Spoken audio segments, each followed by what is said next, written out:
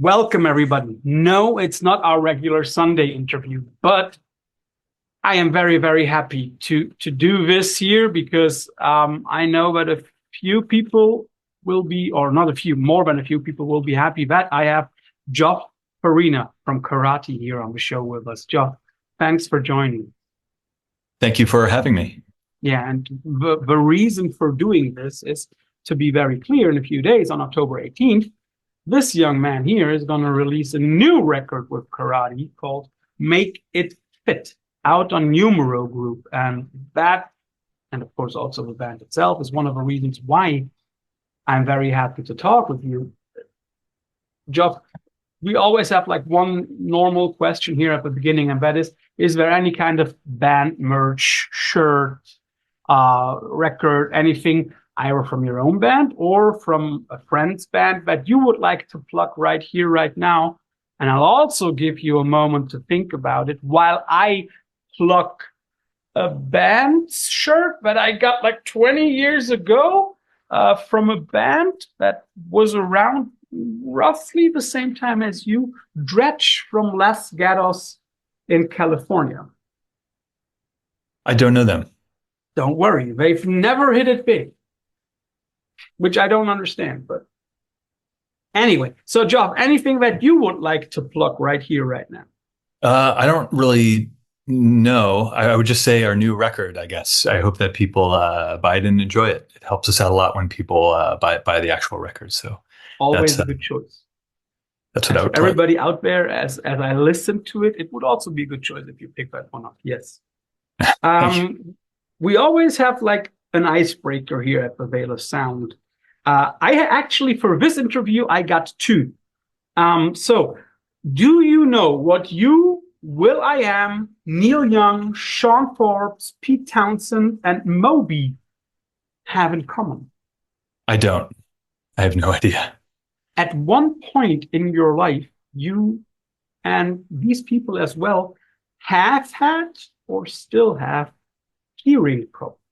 Interesting. I think there's probably, the list is quite a bit longer, I think, than that also. Bob Mould comes to mind. Yeah, I didn't want to choose Beethoven. You know, like the right. Obvious elephant in the room. But yeah, also a lot of drummers that I've looked up. For example, Lars Ulrich had said that. He had problems with his hearing at one point. Yeah, it seems, and it also seems as if the list has become longer over the last couple of 10, 15 years, that more people seem to suffer from it. We'll come to your point, which was also one of the reasons for the band's long hiatus. But I nevertheless want to come up with my second icebreaker, and that is due to one of the songs on the record. Which Mexican or Spanish dessert would you prefer right now? Churros or flan? I like them both. I'm either one is good. You do know why I come up with that question, of course. Right? Sure. For everybody out there is a track on the new record called Bleach the Scene, which ends on the word churros. And you know, I had Geoff, the new record, it sounds very, very much like karate, which might already be a compliment in and of itself.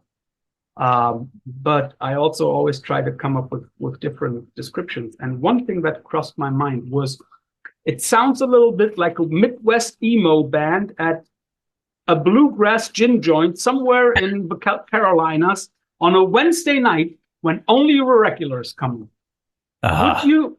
Would you feel offended by that description, or do you say that, nah? Not at all. There's a lot of, I've played many gigs for, on early nights for just the regulars, people coming home from work, and it's a noble pursuit, I think, to play those gigs. Yeah, and I also thought that a lot of the bands who play on that night, they play that night because they're in it for the fun of it. Sure. Sure. And we have to say that Make It Fit is the first record in 20 years. The last one since I think Help me out. So that Pockets or 595 probably was the one. yes, 595 came out after right around the time we broke up, I think, the live record. yeah, and 20 years of not publishing any new music. How does it feel now for you to do it again with not completely the same lineup, but a very similar lineup? Yeah, I mean, it's the same lineup that we have had more or less for most of our career. And when we got back together last year, I guess it was 2022 when we started, we actually also had Eamon playing with us. So we brought everybody who was originally involved in it back into it. And yeah, it's been fantastic. I mean, that's why we're doing it. It's so much fun. And there's when Numero was going to release the records, we decided, why don't we play again? And, it's just been a blast. It's been so much fun. We've had great shows and been playing some festivals and a lot of shows. And we're going to do a lot of touring on this record. So, it's just, we've been friends for, I don't know how long, since we were all in our early 20s and late teens. And it's just been so fun to get back together and hang out and do it all over again. So why not? We have the chance, like it's a chance to do it again. And it's been a blast. Is it a little bit like class reunion? Kind of something like that. Yeah. Yeah. It's something like that. I mean, it's a lot, it's a lot more, there's a lot more kind of levity now. We don't take it as seriously. We're just kind of out there to have a good time and connect with people. So, yeah, it does feel like that. It does feel like that. Although we're working hard, we've been traveling a lot and we did this recording. So it's been pretty busy. But it's been a lot of fun. You've already mentioned it. Numero Group, who releases the new record in a few days, also released your complete body of studio recordings in 2022. They focused on like the later stuff when they released, I think it was a 5 LP compilation called Time Expired. And then last year they released your whole body of studio recordings. First of all, how did it feel when they approached you to do that some years ago?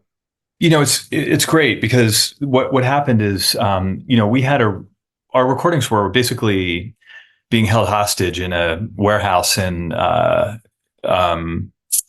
northern England by our old label that just basically, they wouldn't re-release our music and they wouldn't let anybody else do it for years and years. So what happened is right around the time we were actually trying to get out of this contract and sign a release. This was about 5 years ago now, 4 or 5 years ago. There's a journalist here who wrote an article in our city weekly in Chicago that the title of the article is "Why is Nobody Re-Releasing Karate Records?" So Ken from Numero saw that article and just sent me an email. I mean, it was literally like the same week that we were just negotiating this contract with Southern. So it all happened really sort of, it was kind of like serendipity or something. It all happened really quickly. And, it's been great. It's like what we always wanted. Like it's the label that we always wanted. Like they're just so conscientious about everything. And they have all kinds of ideas for, they're always making things happen, like a split single with Unwound or like, all kinds of little, art projects and things like that. So it's been quite productive, I think, working with them. It's just we've done a lot in a few years, and we're still, we're coming out with this new record and still doing a lot of work. So. Yeah, and they're really good at digging up like the old important facts. I remember talking last year with one of the guys in Coding, and he also said the same thing about him. Great record label. So Numero approached you for re-releasing the old body of work at a point, if I understand you correctly, when you yourself as a band were already trying to do that. So it's not as if the thought of re-releasing was initiated by Numero, but they just helped in doing so. Yeah, I mean, we had given up really. I mean, it was really since the we broke up in 2005, and I don't think our records were available many years after that. So there was certainly like a decade or more where our records were out of print. I think it was more 15 years or something. And so, I mean, we tried for years, but we kind of had, given up on it. But, it's really because of Lior, the guy who wrote this article, and I think Ken and a lot of the people at Numero. I mean, how should I say this? They, if it was left up to me, nothing would happen. Like I just want to play guitars and write songs, and I don't do business stuff very well. So it really was great that people were enthusiastic and they made it happen. Like I don't think we could have done it or would have done it ourselves. I don't think we would have ran around looking for a label or gone through any of that. And let me guess, then of course the re-releases came up, and of course you as a band probably simultaneously said, okay, if they re-release the stuff and we're gonna play a few shows, right? Yeah, it happened slowly. Like it just seemed like the next step, was just to get out there and play. And I think I brought it up, and we met in Boston in 2022 in the summer and practiced in Gavin's basement for 10 days, like really very intense, or 8 days maybe, really intense practices. Mm-hmm. And, it just felt so, I think we all had this experience where like we've all been out playing with other people for the last 20 years and doing different things, and we live in different cities. And when we got back together, sorry? Different countries. Yeah, different countries also. Yeah, Geoff lives in Belgium. And, when we got back together and started playing for the first time, it was really, I think, 17 years. It just felt, it instantly clicked. It felt like, why aren't we playing together now? Why have we waited this long? It just felt so much fun. I think we learned a lot from each other when we were younger, and we kind of, the way that we do things in a band comes from the way that karate did things when we started. So, we have a unique way of doing things, I think. And we just, I think that it just felt so comfortable that it led to playing more shows, and the shows were great. And then we thought, why not write some new songs and try to do something? And, we took every opportunity we could to rehearse and make it happen. So I've already said, you as a band have always been kind of unique in the way that you arranged songs, structured them, and wielded a lot of different, for lack of better words, genres into each other. But now, as you are a trio living in 3 different cities with a 6-hour time differential on 2 different continents, how must we envision this band life nowadays? How do you, first of all, write songs? Well, I write songs the way that I always wrote songs, is I just sit around with my guitar and a notebook and a thesaurus and a rhyming dictionary. This was a big question. Like when we kind of decided we wanted to do a new record, how are we going to do it? We actually kind of found this way to do it that really worked well. And I think we were all kind of surprised. The first thing that I've never done before that I did this time was just make demos when I wrote all the songs. And I just recorded just guitar and vocal, basically, of all the songs, and sent them to Gavin and Geoff. And then, we would meet, like, before. We did a lot of trips, touring, like in the US and Europe, the past couple of years. And typically what we'll do is we'll either before or after a tour or on some kind of trip, we'll also schedule some rehearsal time. So, we were in Spain playing Primavera, and some friends of ours in Madrid lent us their practice space for 2 days. So we just took those 2 days and worked on the new songs. And every time that we got together and we worked on the new songs, we would record a whole other set of demos. And I think we did this almost like 5 times. So we would meet and rehearse and record, and then listen to things. And the next time we get together, we would all kind of have notes. And by the time we got into the studio, it felt like making any other record. We really felt together. It felt like the songs felt tight, and so it was a kind of a new way of doing things for us. But it really seemed to work well, and I think we were really surprised by it. We'll come to that studio experience because I've heard something about that, and it's a funny story. But you say that you always take like a few days before or after.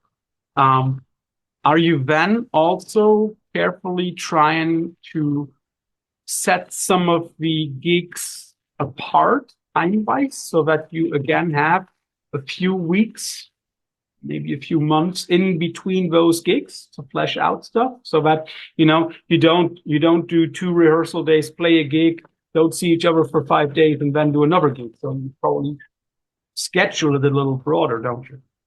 Yeah, I mean, we did this over a period of, I think, maybe a year and a half. So we would, for example, we would we'll play a show. And I'm trying to think of, yeah, like the Spain, like Primavera. I think it was 3 or 4 shows, and then we just rehearsed for 2 days, and then we didn't see each other for months, and then we met somewhere. I can't remember where else. In Iceland, for example, we met in Iceland and spent a day there.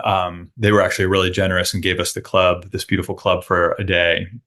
And we're doing that again to actually learn some of the new songs in December to be able to play them live. So I think we just do it however, by any means necessary. Like when somebody makes us an offer on a show, well, can we link it up with other shows or other rehearsals? And we just try to be strategic about it. And there's no shortage of time together. Like we've done a lot of trips together in the past couple of years, and we're going to do a lot more this year and next year. Do you think that your experience as musicians also helps you in working this way? You've been doing this for a couple of decades, so you know what works and what doesn't. I think so. Yeah. I mean, we also, made a lot of mistakes. Like I think with every record, it always feels that way. You want to kind of do it. You do something and it doesn't quite work. And that's why I think we always keep making records, is we're always trying to do a better job or something. But I mean, it's hard to put into words. I mean, like I said, Geoff and Gavin, when I would write these songs and I wouldn't think really about the bass and the drums, and we would get together, and the things that they came up with were so. It was as if I wrote them or something. Like they're just so perfect for the songs. Like Geoff's bass lines are really unique, and he finds a way to. Like some of his bass lines sound like a little song inside the song, these really clever little catchy melodies. And so, other people really don't do that, the other bass players I've played with. So when I get together with the three of them and Geoff comes up with a bass line idea, it's usually like a really great idea that fits perfectly. And it's more of a matter of just sort of matching up what we're playing and just kind of thinking about the details of the arrangement. I think we spent a lot more time doing that. But the parts, they really come naturally. And those guys always, like Gavin's drum parts, they're never really generic. They're always something that adds a layer of, of meaning or something to the song. So we've been playing together so long. It's a lot of fun to do it. And it's a lot of work, but it's fun work. You really feel like things are always moving forward, and a lot of ideas come out, and the music starts to sound good. And it's just we just love doing it. It's just something that we really enjoy, and so making records, is something we really enjoy. That's all. Yeah, but I totally get that. It's probably like the renewed love affair, right? In a positive. Something like that. Yeah, certainly. Do you know if Gavin and Geoff communicate about their parts? Because obviously they're a rhythm section, so do they work together on the stuff that they come up with, or again, do they also both do that separately? Both of those things. So they do. Do you know what? I don't know if you in Europe know what sectionals are. Sectionals are in your high school jazz band. Sectionals are when like the horn players all go off into a corner and they play, and you know what I mean. So we do sectionals. So Geoff and Gavin, for example, for this record, we had got all the songs together and knew all the parts, but Gavin and Geoff really wanted to work on synchronizing their parts, especially the kick and the kick drum with the bass. Yeah. Like that on a record can sound really, if it's done right, it can sound like one instrument, and it can be this kind of punchy thing on the record. So Gavin flew to Belgium, and they worked for a weekend just on how the bass parts fit with the drums. You know what I mean? And so we do that all the time, and a lot of what we do when we're together is really kind of matching things up and working on the arrangements. The parts all kind of come really early on, and we kind of know what things are going to sound like, but we spend a lot of time together just sort of refining the arrangement. And sometimes you write a song and it goes from the verse into the chorus, and it sounds like the chorus is a completely different song, and you wonder why, and you have to kind of work that out. And some things don't work together. There's always different problems with tempos and things like that. So all that gets ironed out just when we're together. And like I said, we have a real, kind of a natural way of doing that together. You say that now, or you have developed some kind of, how should I say, a kind of understanding for each other that goes beyond words. Sure. I mean, I think it always has been that way. I think that we, even with extra musical activities, like there's so much right now, there's a lot of tours being booked and a lot of work that we have to do. Today, like, for example, I have two interviews and, 30 emails to answer and all these types of things. And both Gavin and Geoff are really sort of taking more kind of management roles in it and because I can't do it all. So, I mean, I think we work together really well. We don't have to talk about everything, and we just are, really close friends, and we've been in a lot of kind of high pressure situations together. So both musically and as a band, it works pretty well. The other thing is, I don't think any of us think this is like a permanent thing. I mean, we just take it one year at a time. And I don't know, I'm 55 years old. Like, I don't know that we're going to do some touring next year, but I don't know that I'm going to go on long European tours, every year for, I don't know how long I'm going to be doing that. So we have an opportunity now and we're just trying to make the best of it. You're saying you're thinking from year to year. Is it from year to year or rather from cycle to cycle? Well, yeah, whatever the situation is. Like right now, we have a tour in December, and then we have a bunch of tours coming up in the spring, and we're going to hopefully do festivals next summer. So we're kind of thinking about just up until that point. I have no idea. We might get back from these tours and just be totally sick of each other and being like, "Well, that was fun," but back to real life. In 20 years. Yeah, maybe. Who knows? Who knows? Yeah, I know. We're just taking it one step at a time and trying to make everything manageable on a, one day at a time. Which probably also delivers some of the fun of it because, I mean, like, karate never was a high selling act, but it was like your choice of income for a certain period of time. And now it doesn't have to be anymore, does it? It's true. Yeah. I mean, I just make music and teach music, but I have a lot of different projects. But yeah, I mean, we things are quite expensive. Touring's quite expensive now, so there's not that much money in it. But yeah, it doesn't have to be our income, so that's like sort of a little bit of less pressure, I think, for sure. Let's get into the nitty-gritty of make it fit. First of all, it's very interesting. It's 10 tracks, 35 minutes, 20 seconds. Roughly. And 5 of those tracks clock in sometimes far below the 3-minute mark, sometimes close, but all in all, 5 tracks together, roughly 30 minutes. And the other 5 tracks make up for 22. So they're a little bit more elongated. They span a little bit. Did you notice that while you were writing, or did it just happen by accident?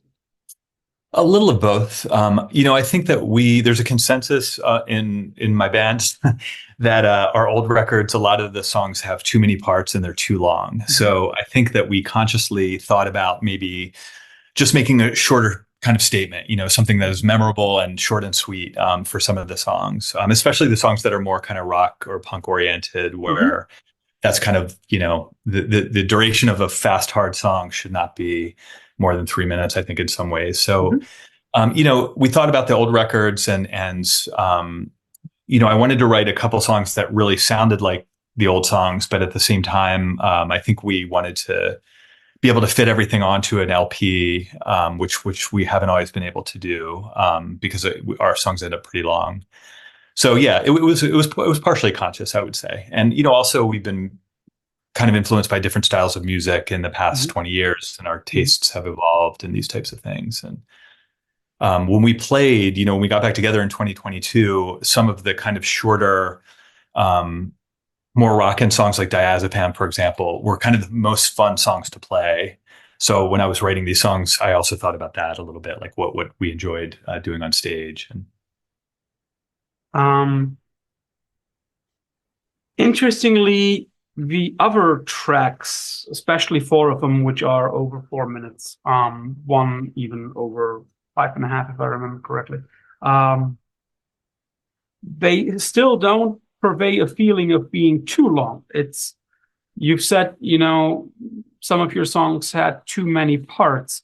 In these longer tracks on Make It Fit, I never had a feeling as if there is a band trying to put too many things in there, but who have found a way of using maybe not too many parts, but giving each part for that song the appropriate length. How do you by now know how long a part needs to be or when a song is done? Is that experience or is there something deeper than that? I think, you know, there's some intuition involved in experience for sure. I mean, it sounds, you know, sometimes it just sounds right and one part flows to the next. And I think, you know, Geoff and Gavin are really good at sometimes I'll come in with a song and Geoff will instantly say, like, we'll play something and he'll instantly say, oh, I want to hear that. You know, let's develop that a little more. Or like, this goes on for so long. Like, he'll kind of instantly have an opinion of these things and hear stuff that we agree with, but don't necessarily hear right off the bat. So I think with all three of us, you know, it's something we think about a lot when we rehearse. It's, you know, we want the song to sound like a coherent whole. And everybody's got to feel that way when we're playing the song as well. Like, you know, Gavin's got to feel that way about his parts as well. And I think it's just something that, you know, it's naturally kind of what we do and negotiate in the studio. And I think I'm doing it a lot more intuitively than I used to do it. I used to do things, I think, much more cerebrally, where I would, you know, write out a chart on paper and kind of have these concepts that I want to put together that in my mind seem like they would make something coherent. But when it's all laid out, it's a very long song with a lot of parts, or it, you know, changes keys too abruptly or changes rhythms too abruptly or something like that. So I think, yeah, we're a little conscientious about it, but it's just something that we've always done. That we just, when it sounds right, it and feels right for all of us, then we keep it, you know, then the song is finished. Let me ask one thing about karate in the former version, in the version up to 2005. I mean, like now, of course, this is a band without egos, of course. But when you were younger, were there more moments when you fought for each second for your instrument, or has it always been a band where you select, nah, it's all important to me? We have egos. We all have egos. You know, we're four. Gavin's mom is a kind of a armchair psychologist, and she used to always comment that there, you know, when all four people in the band are firstborn males who are supposed to be very dominant personalities, and we are. I mean, don't be fooled. Like we have big egos, and we can be very alpha male in our own way. But you know, I don't know, like the things that we fought about weren't parts and songs so much. That came very naturally. It was more just, you know, things that young men argue about, and when there's pressure, like somebody wants to do something and somebody else wants to do something else. And we just kind of grew out of it. I mean, it's just exhausting. Like, it doesn't matter. I mean, if you know, if somebody wants to do something else, like if we have to do 5 things in a day and get to a show, and, you know, and let's say Gavin comes out and says, well, let's go this way and do this, and I got to stop here and do that. That makes me happy. Like, I'm just like, great. I'm glad somebody has an idea to get through the day because I don't want to think about it. And you know what I mean? So I think that, and it's the same thing when working with Numero. It's, you know, it's cool because it just is, when somebody has an idea and a vision to do something, whether it's, you know, to make a record or a song or to book a tour or to put a show together or to put out a single or something, then my inclination is to follow their vision of it, because I don't have a vision of it. So when Numero comes to us and says, you know, we want to put out this, you know, split single or this box set or something, and they lay out what they want to do, I just listen and contribute what I can and try to, you know, I'm psyched because there's so much to do. There's so much work to do, and our lives are so complicated. The other 3 guys each have 2 kids. You know, I teach at the university, and the things have become so complicated. All the gigs that we do require us to fly from 3 different cities and everything, that it's an asset to have somebody who says, okay, you do this, you do that, and we'll meet here. You know what I mean? It's an asset if there's somebody in the band that does. Also, something that struck me is the way that we've been talking about songs in different parts. That is something that has always struck me with karate. You've always been a band who's been, to me, a mix of, let's say, like indie rock guitars and a jazz rhythm section. Friends of mine have described you to many, many different bands and genres. I've heard stuff from, this is like shellac meeting, I don't know, Tortoise or something like that. How did this soundscape or this sound universe, how did you develop that? Because it is, in a way, very unique. For example, I think it's the second track, Bleach the Scene.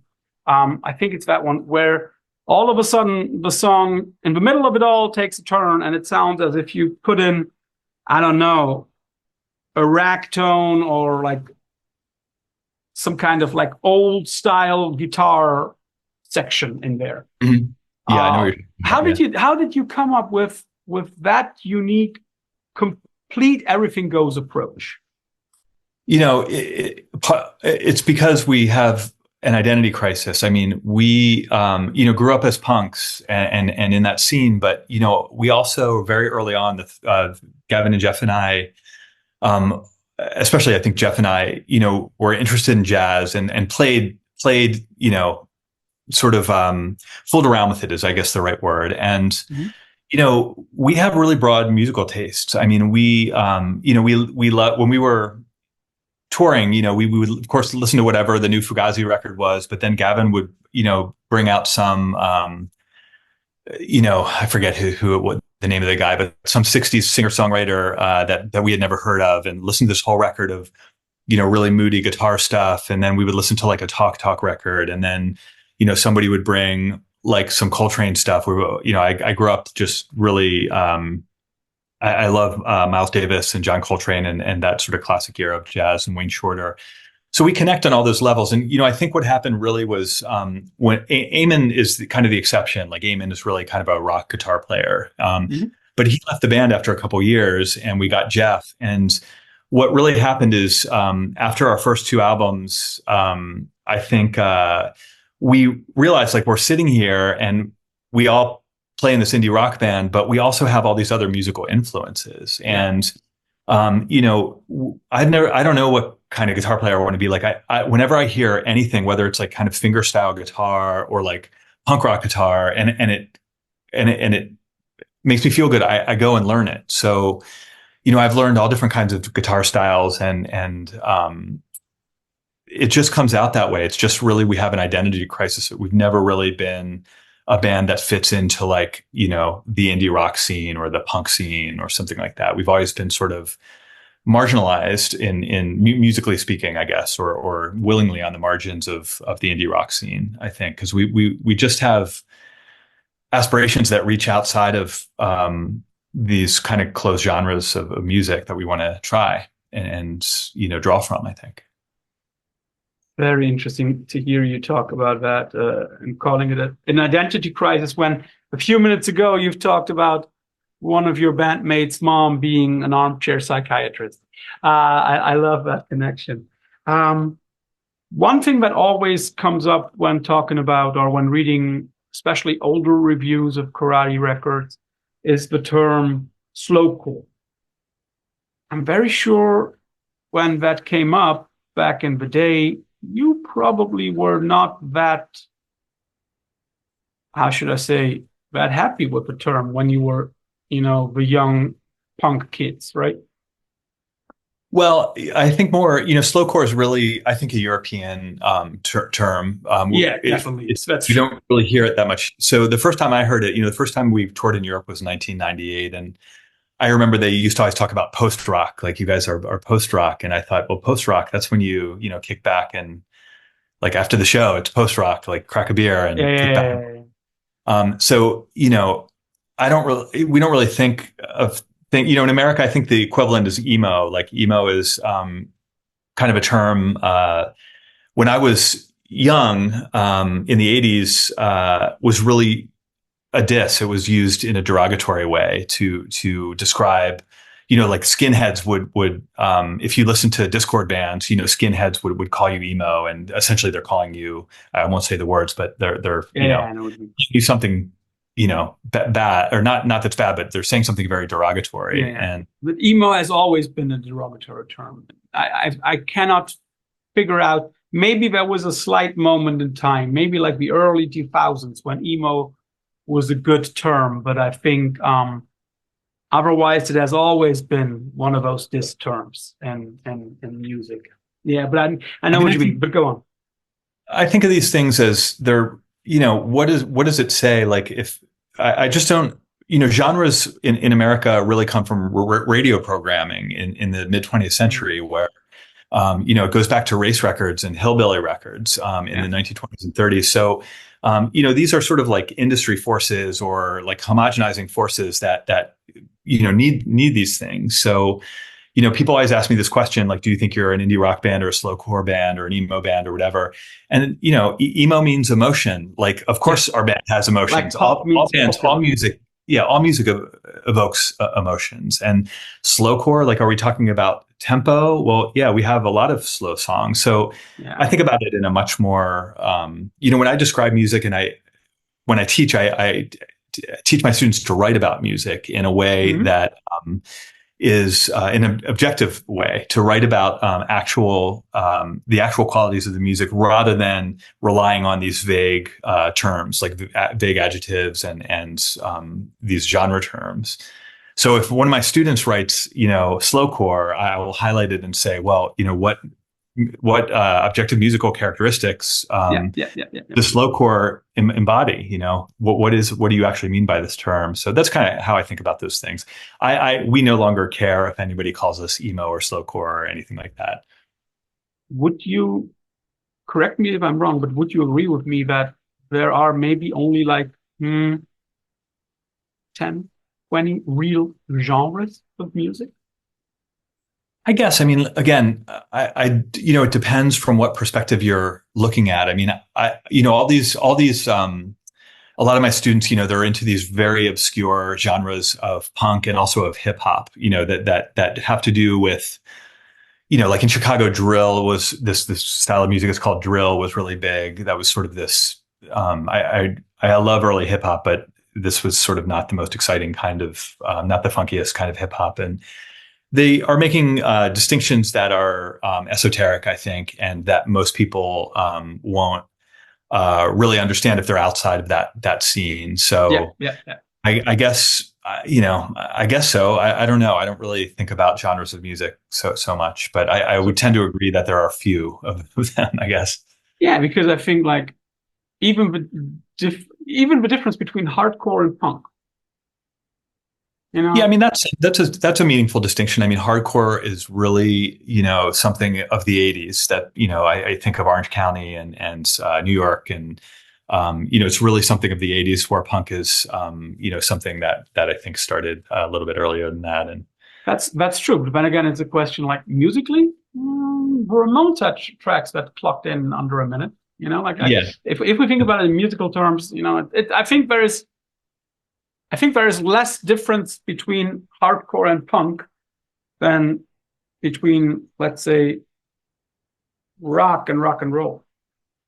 Yeah, I mean, I guess I'm thinking more of the historic sense, like the historically punk from the 80s, from these urban areas is referred to as hardcore in a sense, and the fashion, the aesthetics are a little bit different, and I mean, punk I think is a much broader term that can refer to anything.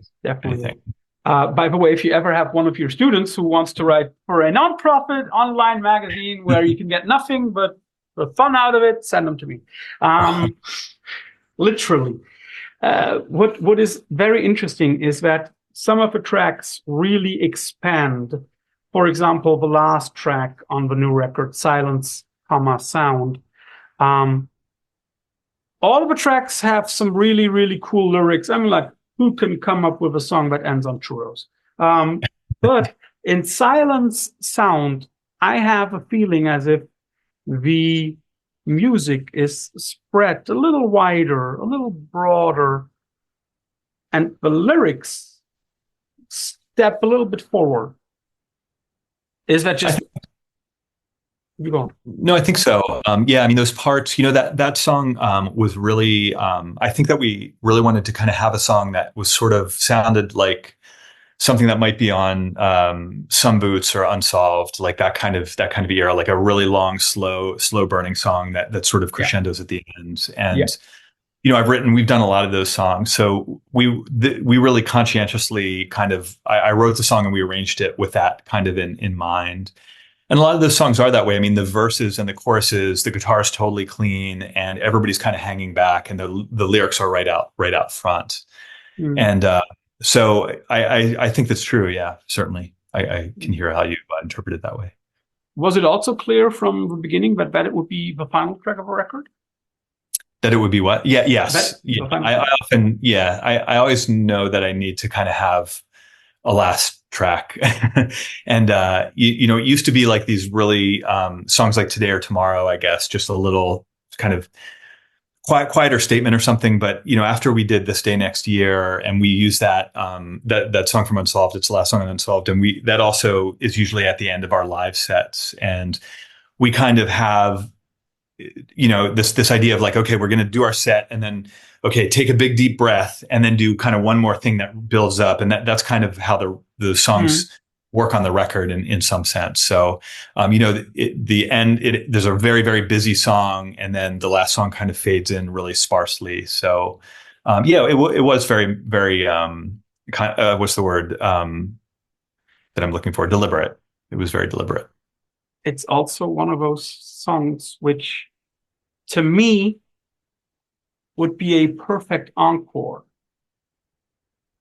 Like you've done the set, you probably ended on a very rocky thing, you go off stage for a moment, and then this is the one track long encore, where you maybe even elaborate a little bit on that. Is that something that you could also see happening with Silence Sound? Well, that's actually what we do with This Day Next Year. Often, we'll if we're playing a shorter set, or we know that at times we are pretty sure there's going to be an encore, so we'll save that song. But I don't think we'll ever play Silent Sound live because that song, the guitar part, is in a style that I call pandemic style guitar. And pandemic style guitar is when guitar players during the pandemic couldn't play in their bands. So they put their thumbs on top of the neck and played the bass notes, and they played with their fingers the melody notes. So if you listen really closely to that guitar part, it sounds like there's two guitars playing at once. And then there's about 4 or 5 different guitar tracks that have different sounds in the guitar. So I would need like a team of guitar players to reproduce that live. And we travel really light. There's just the 3 of us, and I don't think I don't even bring a pedal board with me anymore. So I don't think we'll do that. And we have so many records and so many songs, and we thought about that. We thought we're going to make some songs that are just for the record, and we used to kind of have this mentality that we had to be able to play everything live, and everything was going to be stripped down. And if it's a trio, if we're a trio, then the record should sound like a trio. Yeah. And we're kind of getting away from that a little bit because it's just a different world, and why not try to do some things with guitar overdubs? There's a couple songs in this record. The song, I think, Cannibals, I think. Yeah, Cannibals has, if you listen closely, it sounds really, when you get into it, that there's 2 guitars playing. Mm-hmm. And I guess I have relaxed my stance on that. And just, when we're making a record, we just I think we think more about the record than thinking about like, can we do this live, or do we even want to do this live? So we're going to play 4 or 5 songs off the new record on these tours, but that won't be one of them, unfortunately. When listening to the record, I also, of course, revisited the old stuff. And this was the first karate record where I felt like, in a way, it's fallen out of time because it sounds like karate always sounded. And I don't know why, but there is one record that it reminded me of, and that is also because of the difference between very long and very short songs. And I don't know if you listened to it, but Jimmy Eat World's Clarity. I don't know the records at all. I know the band, and I think we may have played with them once or twice, but I don't know that record. I don't know that record. I know There they're is very this. popular. Both records are characterized by this wonderful melange of short and bursting with energy, and like the moment in the club, the last few songs before lights on and everybody goes home, and then the next parts are very like the drive home. It's a very, very cool record to accompany you from that phase into the early morning. Are you? I don't want to say it's like a transgression, like bringing karate from one position to the next. But is it for you also like in a way? Yeah, is it like the record that is like a link between the old and maybe the new phase of karate? I guess the way that we thought about it, I mean, two points. One is that it felt like we're taking on the new record, we're drawing from different eras of our old music. Like a couple of songs sound like they could fit on the first or the second record. The kind of more the quartet record that's a little bit more aggressive and so I guess when I wrote the songs, I really thought to represent different things that we've done in the past. Okay. And also, I think with the mood of the songs and the sort of the mood, I guess, I wanted to have, and I think I'm getting better at sort of having songs that are show different gradations of, for example, humor or anger or something like that. Rather than just, the cathartic kind of emo anger that comes out on some of the old records or whatever. Like, having a song that is maybe really angry, but it's more of like a frustrated song, and maybe there's a joke in it or something that. So really trying to, just draw from my own life and different experiences I have, but trying to really curate what songs feel like and making them feel different from each other, because. It depends on the band. I mean, some bands can make great records where they just do the same thing over and over again, and it's incredible. You know what I mean? And records, yeah, exactly. I mean, there are so many bands like that, and I don't think we've ever settled on any one thing that we do. We kind of have these different like categories of things that we do. So. In that sense, it was deliberate, and it's something I think about a lot now. Is trying to have a little bit more subtlety to the emotional impact of the songs, rather than it's a happy song, it's a sad song, or it's a angry song or something. Is it then rather a summary record? Well, I think at the same time it sounds really different. I mean, the thing to me that really is new, if there is anything new, is I think there's a little bit of a more kind of roots or Americana sort of vibe to it, which has a lot to do. It's a little bit more Neil Young. Yeah, certainly. And I think it has a lot to do with the music that I played in the last 20 years. I've spent a lot of time playing kind of older music, American music, that 20th century music that was made around the time I was born or before I was born, and learning a lot of kind of classic guitar styles and things over the years. And that comes out a lot more, I think, in my playing now than it did in the past. And I also think it sounds a little bit more natural now than it did in the past. So I think, it could be seen as a summary in some sense, but I think it also really represents who we are now, and doesn't sound like a record we would have made 20 years ago. I think it sounds like a record made by, older people in some sense. At least to me, it does. It sounds like a record made by a good band. Let's put it like that. I didn't want to ask it, but now that you've indirectly come up with it, karate was disbanded among other reasons because you had problems with your ear. And I didn't want to ask about it, but now that you've said, been playing music, of course you've been playing music after the end of the band, after the breakup, or however we want to call it. But how did you go about playing music, writing music, performing music when you had those problems with your hearing? How did you do that? Well, it took me, I would say 6 or 7 years to even pick up an electric guitar again. I really got into playing acoustic guitar when karate broke up, and I did some more solo stuff. And so I took a break from it, and then I couldn't stay away. Like, I really missed it. I really missed playing in a rock band at some point. And I tried a bunch of different things with using in-ear monitors, or different kind of situations and ways to monitor the sound on stage. And there's a company here in Chicago. They're called Sensophonics, and they make these molded earplugs that have these filters in them, so that you can be on stage and have it be very, very loud, but it doesn't sound like this. It sounds like you get a full frequency that is attenuated. And the volume. Yeah. So what that allowed me to do.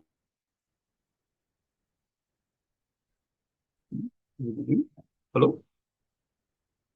And I started this band playing with these guys here in Chicago, and started this band. I did Glory Tellers for a while, which was mostly acoustic and with light electric guitar. And then I started this band here called Exit Verse. I don't know how long ago. It was probably 10 years ago. We did a couple records and a few tours. And that was just a full-on rock band. And I think, at that point, it got me back into playing in a band and being on stage and playing really loud. And now, I used to be the one who complained all the time, but now that I have earplugs in, I just get on stage and crank everything up. And Gavin says it's so those guys get annoyed by me being too loud now. And I was always the one who said, we got to turn it down. So it works really well now. It just took me a while to be able to, understand how can I use monitors on stage and still protect my hearing. And there's different ways to do that. And I just found one that worked for me. It took me some practice, but it works well. So shout out to Sensophonic for also indirectly giving us a new karate record. They don't need me. I think that they make in-ears for like Aerosmith and giant bands. So they don't need me. Yeah, but by now you have not given me a better band than karate. I don't think too highly of Aerosmith. Sorry. So first of all, Geoff, thanks for all the detailed answers, but nobody leaves a Veil of Sound interview without having to stand my infamous quickfire round at the end, where you will get always two alternatives, like Coca-Cola versus Pepsi, Chicago deep dish pie versus New York Italian style pizza, or my favorite one at the moment, Kamala Harris versus the idiot. You have to choose one, or you will have to choose one, and give a short explanation for your choice. Let's start off with, a band that you've already mentioned indirectly. Unwound, Fake Train, or Self-Titled. Which record would you rather put on right now? I would say I don't know those records well enough to choose. So if I have to choose one, I'm just going to say Self-Titled. Okay. But I know them more as a live band. I don't know their records that. One band that I would like to throw in the ring, not as a comparison, but for everybody, because I think they get way under recognized. Just like karate also has been way under recognized, in my opinion. June of 44. I think a flawless discography, but I'll give you 4 great points versus Engine Takes to Water. I guess Engine Takes to Water. That's the earlier one, right? Yeah. Yeah, that I don't know. 2 years older. Yeah, great band. I think I saw their like fourth show at TT's in Boston, and I will always remember it. Fantastic band. Oh, by the way, how Great does it guy. feel to live in a city with the most losingest It's baseball just team of always. all time? Well, we're Cubs fans. I live near Wrigley Field. We walk to Cubs games now. So I don't. Yeah, it's true. I just heard that the other day. I don't know anything about the White Sox. Somebody got shot in a game this year. I know that, and that they're the most losingest team in the history of all of the MLB. Yeah. Yeah, it's unbelievable that a team in the MLB nowadays can lose so many games a year. But I mean, like, you are from Boston. What do you know about baseball anyway? I'm gonna get so much hatred for that. But anyway, codeine. If we would talk slowcore, then we have to mention codeine. Frigid Stars or White Birch. Well, you can't force me to choose because both records. One record has one of my friends who's an amazing drummer, and the other record has another of my friends that's an amazing drummer. So I'm not going to choose. I don't want to. They're both incredible, important records in my collection. I'm not going to choose between them, between Chris or Doug. They're both amazing. Would would either of or would is there like another codeine record where you say like, okay, that even outmaneuvers both those records? I mean, for me, "Frigid Stars" is the first one that I heard that just was something very, very special. And in fact, I was for a very brief period of time, I was in a band with Chris when Chris was originally in Codeine. This is probably the early 90s. And I remember the other guy in this band, his name was Andy. And I remember him telling me about Chris's band. Chris is in this band in New York. And they say that they're the slowest band that is in existence. And I remember Andy telling me and me thinking, I really want to hear this band. And then when I heard Frigid Stars, I mean, everybody all my friends also, that was just such a game-changing record. I mean, it was also a record that was really important to karate. I mean, we were a Codeine ripoff band we still are in some sense a Codeine ripoff band. And they did those really slow, just sparse songs before we did them. Our early songs like Death Kid and Schwinn are very much inspired by Frigid Stars. Interesting. I mean, like for a very, very long time, Codeine records had not been available on streaming services. Now they are. Thanks to Numero. Thanks to Numero Group. Yeah. Yeah. Again, thanks to Numero. Really shout out for that. And I was so happy about it because I was trying to find a good way of digitalizing my records. And now I was just able to, with a push, even show my 11-year-old daughter why there are bands from Papa's teenage years that are really good. And Codeine was one of those where even she said, "Oh, Dad, it's not my music, but I understand why you liked it and like it." Yeah, that might be the best compliment you ever not given me. But as you've mentioned, you are living in Chicago, and of course, there is one Chicago music figure which passed away this year, the great Steve Albini. And I don't know if you like shellac that much, but I will give you her last record, To All Trains, versus Action Park.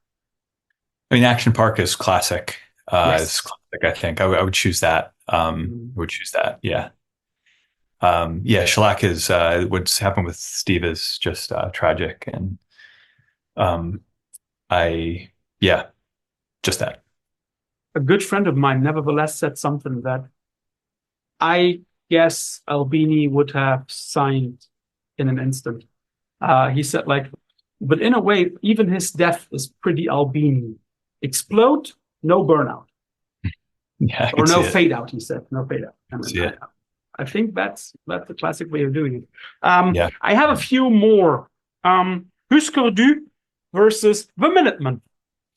That's a hard one. Come on. They're two. No. I never said I'm a nice guy. I never said that. People always complain like that's a hard one. Come on. Husker Du or the Minutemen. I could never choose. I mean, all of the records from both bands are part of my youth. I would say, I think I'll tell you the first two of the first records I got. One was Metal Circus by Husker Du, and the other was Buzzer Howl by the Minutemen. When they came out, which I guess is maybe not Buzz or Hal when it came out, but which dates me, I think. But I could never choose. I don't know which one I got. That you're 45. Come on. 55. No, I know. I was just taking 10 years off. Oh, you're taking it. Okay, thank you. I don't think people will buy it with my haircut like this, but yeah. Well, for me, also, everybody knows that I'm 88.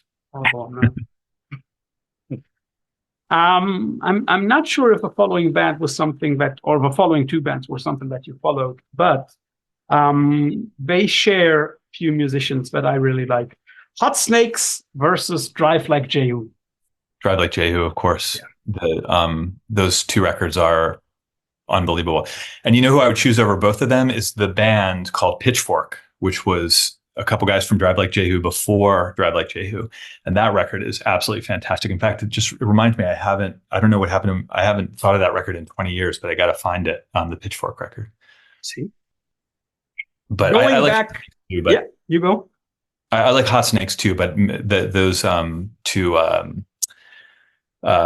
Drive Like Jehu records, just incredible. Again, flawless, right?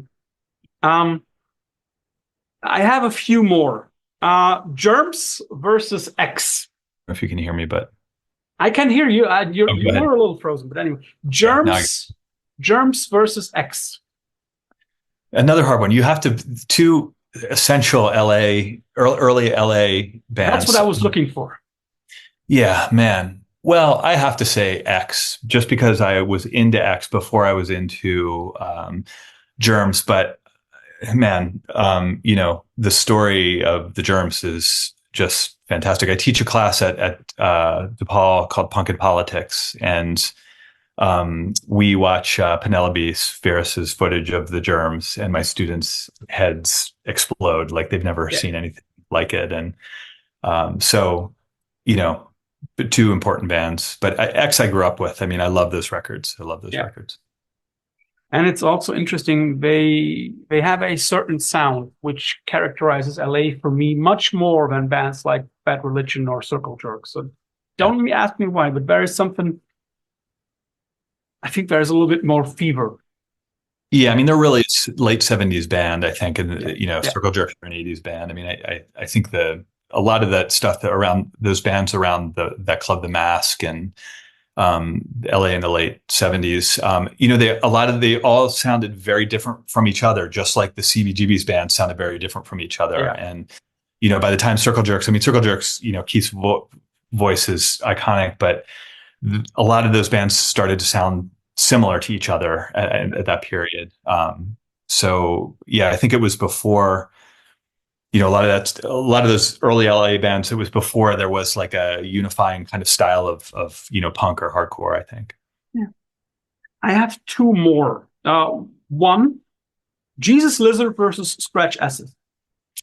I'm going to say Scratch Acid also because they're an earlier band. I was never a big Jesus Lizard. I mean, I know that they're a fantastic band, and my bandmates love Jesus Lizard. That they would always have the new Jesus Lizard record when it came out.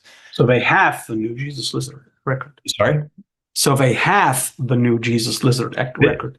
I'm sure if there's a new, I don't follow Jesus Lizard. It's like the talk of the town for like the last few months that Jesus Lizard. And I also have to admit, Wreck, the new one, it sounds as if it was written and produced and recorded right after the last one. I mean, like that in itself is an achievement. They're incredible musicians. Yeah. I don't know why. I understand why you choose Scratch Acid. Yes, of course. Scratch Acid I saw when I was very early on in Boston, and it was a really great experience. They were one of the coolest bands. And I grew up with Big Black and Atomizer. I mean, I still have my Atomizer cassette from high school, which I just loved that when they were around.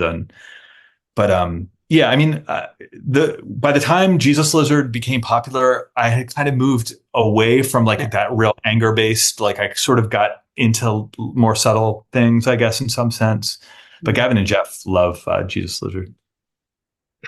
And the last band that you've also already mentioned, Fugazi.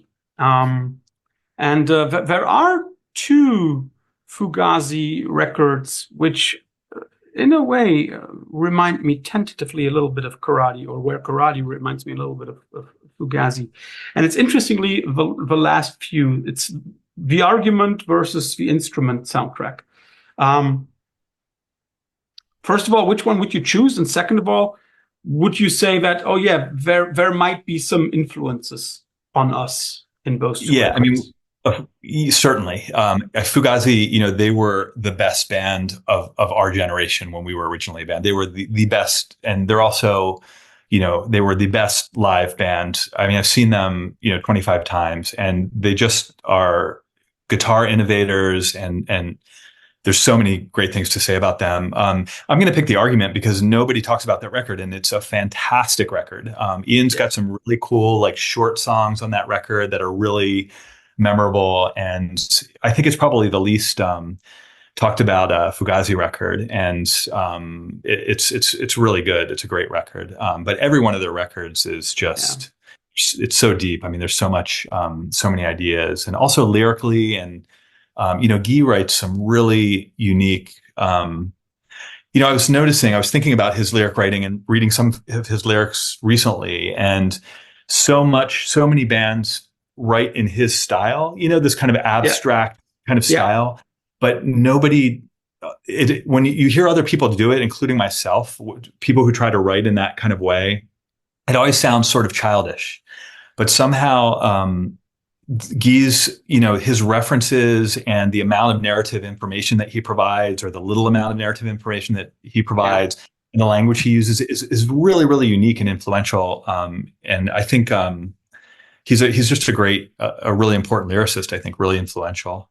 In DC, they used to call that style of singing, people that sang like Guy, the nickname for it was Guy McLeod, like a mix of Scott McLeod and Guy Giotto. So, sometimes in karate, we'll hear something, or we'll be playing something, and they'll be like, "Oh, you sound like Guy McLeod," like this. So there's the influence there, certainly. And I mean, like, Guy is one of a few vocalists and foremost lyricists that I know, or that come to my mind, who are able to get away with this iceberg principle that Hemingway stated once, like, you have to give a reader so much of the iceberg, but there has to be even like much, much, much, much more below the surface. And Guy is one of a few in hardcore or in lyricists circles in general who's able to do that. And that's something that is very unique. Yeah. And you always know what his songs are about. I mean, I think there's a lot of